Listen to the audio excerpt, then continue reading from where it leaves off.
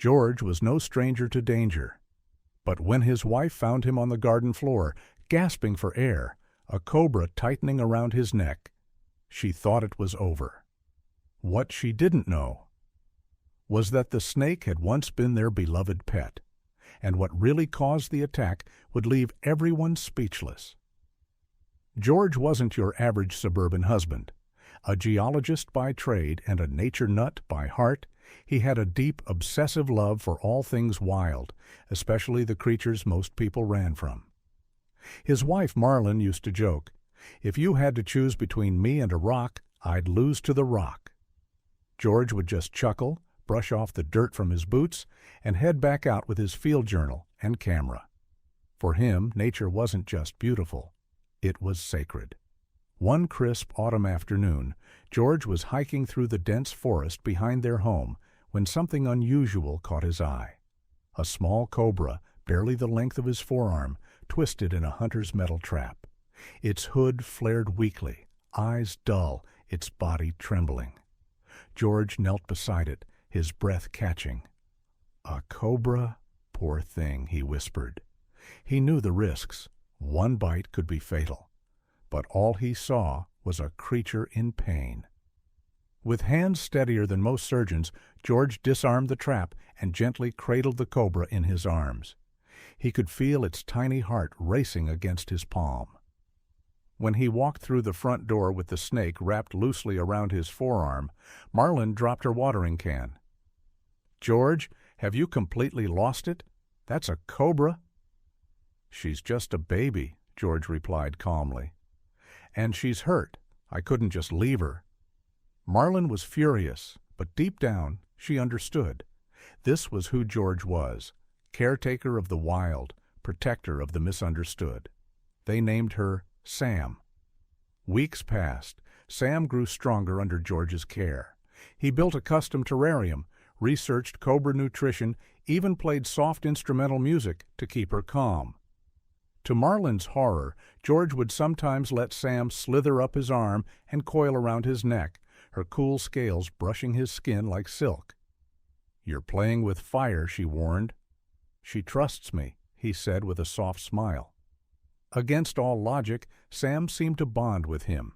She'd recognize his voice, respond to his presence, and never once showed aggression. Then, one morning, George walked into the living room to find the terrarium empty. "Marlin," he called out, "Sam's gone." They searched the entire house, under beds, in closets, behind furniture. Nothing. Sam had vanished. George was devastated. "Maybe she found her way back to the forest," Marlin offered gently. "Maybe," he whispered, though it didn't ease the ache in his chest. Days turned into weeks. Life moved on. But the absence of Sam hung over their home like a shadow. One evening, just as the sun dipped below the horizon, George stepped out into the garden and froze. Coiled peacefully beneath their old oak tree was Sam. Her scales glistened in the fading light. "Marlin, she came back," he whispered, voice shaking. Marlin rushed outside. The sight of that serpent sent chills down her spine, but there was something oddly calm about it. "She remembers us," George said, eyes shining.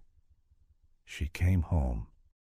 The next morning, against Marlin's protests, George decided to bring Sam out into the garden. He let her wrap around his shoulders again, just like old times. "See? Still harmless," he said, laughing. But something was off. Sam's movements became twitchy, erratic. Her coils slowly tightened around his neck. George's laugh faded. His eyes widened. "George?" Marlin asked, alarmed. He tried to speak, but no words came out. Sam's grip tightened. His face turned red. Marlin screamed. "George!" She lunged toward him, trying to pull the cobra off, but Sam struck at her, hissing violently. George dropped to his knees, gasping. Marlin fumbled for her phone, dialing 911 with shaking fingers. "My husband! He's being strangled by a cobra! Please!" The hospital was a blur. Doctors rushed George into the ER, fighting to save his life. Marlin sat in the waiting room, hands stained with dirt, tears carving lines down her cheeks. Meanwhile, a local wildlife vet was called in to examine Sam, who had been captured by animal control. What they found changed everything. "This cobra's been injected with something," the vet said grimly. "It's a toxin extractor. Illegal hunters use it to force snakes to release venom. It causes unbearable pain, disorientation, sometimes even brain damage." Marlin stared in horror. So, she wasn't attacking him? She was in agony. Probably has been since the day George found her. Her nervous system's been under stress this entire time. The room fell silent. George survived, but barely. When he finally regained consciousness, Marlin sat beside him, holding his hand. "They did something to her," she told him softly. "Hunters. She was in pain all along. You saved her, but she never healed." George's eyes welled with tears. "I just wanted to help," he whispered. "I know you did," she said, "but sometimes even love can't undo the damage others cause." Weeks later, George was walking again, though more slowly, more carefully. He released Sam back into a protected wildlife sanctuary, far from poachers and people. He didn't cry, but as she slithered away into the trees, something broke quietly inside him. As for Marlin, she never looked at wild animals the same way again.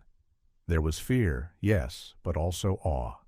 Beauty and danger, forever intertwined. Sometimes, late at night, she'd find George outside, staring at the oak tree where Sam once lay. And every so often she'd catch herself glancing at the garden, half hoping, half fearing that Sam might return. But she never did. Sometimes the creatures we try to save carry scars too deep to heal. But in trying, we show who we really are.